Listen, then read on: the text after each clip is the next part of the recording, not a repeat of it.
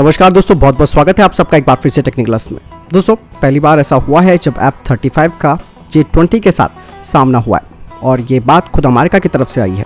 यही नहीं, इसके अलावा J-20 के बारे में कई नए खुलासे भी हुए हैं। दोस्तों, ये कहा जा रहा है कि F-35 और J-20 के बीच एक मुठभेड़ हुई है और ये घटना है पूर्वी चीनी सागर की और ये घटना करीबन 1 महीने पहले हुई थी। इस दौरान अमेरिका के लॉकहीड मार्टिन का F-35 लाइटनिंग II और चाइना का चेंगडू J-20 आमने सामने आ गए थे और इन दोनों को ही 5वीं पीढ़ी का विमान कहा जाता है और स्टेल्थ टेक्निक से भी लैस है।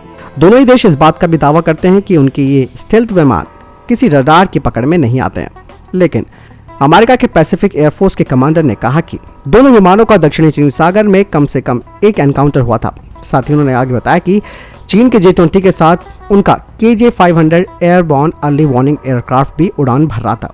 वहीं डिफेंस एक्सपर्ट्स का कहना है कि इस मामले में कुछ भी कहना जल्दबाजी होगी। उस समय दोनों विमानों का क्या इरादा था, इस बारे में जानना बेहद जरूरी भी है। साथ ही डिफेंस एक्सपर्ट्स ये कहते हैं कि इस घटना को सिर्फ एयर सुपीरियरिटी के तौर पर यानी कि हवाई श्रेष्ठता के तौर पर देखा गया है और चीन के लड़ाकू विमान को आवाज से जानकारी मिल रही थी, जबकि अमेरिका का लड़ाकू विमान यानी कि F-35 अपने ही रडार से उनको देख रहा था और इसे पूरी तरीके से एनकाउंटर नहीं माना जा सकता क्योंकि इस दौरान किसी भी देश के लड़ाकू विमान ने एक दूसरे को धमकाया भी नहीं था। ये नहीं, इतना जरूर कहा जा सकता है कि दोनों लड़ाकू विमान एक दूसरे के काफी करीब पहुंच गए थे। साथ ही ये भी कहा जा रहा है कि चाइना का KJ-500 अवाक्स लंबी दूरी तक मार करने की क्षमता को बढ़ाने में महत्वपूर्ण भूमिका निभाता है और चीन के हवा से हवा में मार करने वाली लंबी दूरी की मिसाइलों को KJ-500 अवाक्स के रडार से गाइड किया जाता है। साथ ही ये भी कहा जा रहा है कि अगर चाइना की J-20 को काउंटर करना है तो J-20 और KJ-500 की जोड़ी को तोड़ना होगा और आप सबको मालूम ही है कि J-20 की जो सबसे लंबी दूरी की मिसाइल है वो है PL-15। इसकी रेंज 200 से 500 किलोमीटर तक बताई जाती है। चीन के J-20 लड़ाकू विमान को मल्टी ड्रैगन के नाम से भी जाना जाता है और ये आवाज से दोगुनी तेज रफ्तार से उड़ान भरता है। चीन इस बात का भी दावा करता है कि ये लड़ाकू विमान स्टील्थ तकनीक से लैस है जिसे कोई रडार नहीं पकड़ सकता है। J-20 की बेसिक रेंज है 1200 किलोमीटर की, जिसे 2700 किलोमीटर तक बढ़ाया जा सकता है।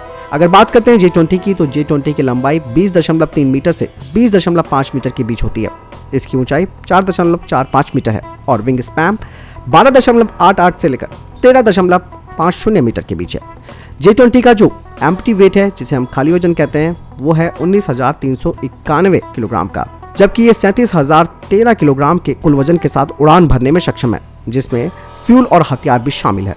वहीं अमेरिका में बने F-35 लड़ाकू विमान वर्टिकल टेक ऑफ और लैंडिंग तकनीक से लैस है। लॉकहीड मार्टिन ने अब तक करीबन F-35 की 770 यूनिटों को बनाया है और एक F-35 विमान की कीमत लगभग $122 मिलियन की है। इस विमान के 3 वेरिएंट्स आते हैं। इसका इस्तेमाल अमेरिका की नौसेना, वायुसेना और इसके अलावा मरीन कॉर्प्स भी करती है।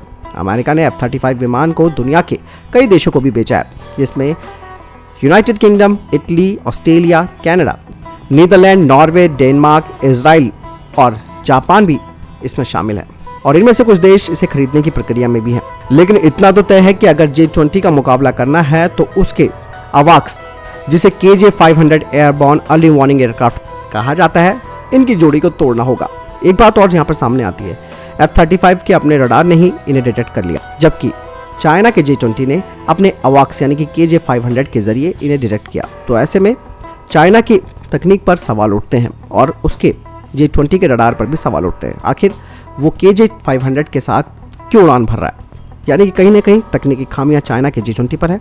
ऐसे में सिर्फ यही कहा जा सकता है कि चाइना केवल दिखावा करता है और हकीकत उससे परे रहती है और अमेरिका की तकनीक पर बने F-35 का मुकाबला शायद ही J-20 कर सकता है। तो दोस्तों, आपको क्या लगता है इस बारे में? क्या वाकई में F-35 और J-20 दोनों ही बराबर के विमान हैं या फिर चाइना का केवल दिखावा है?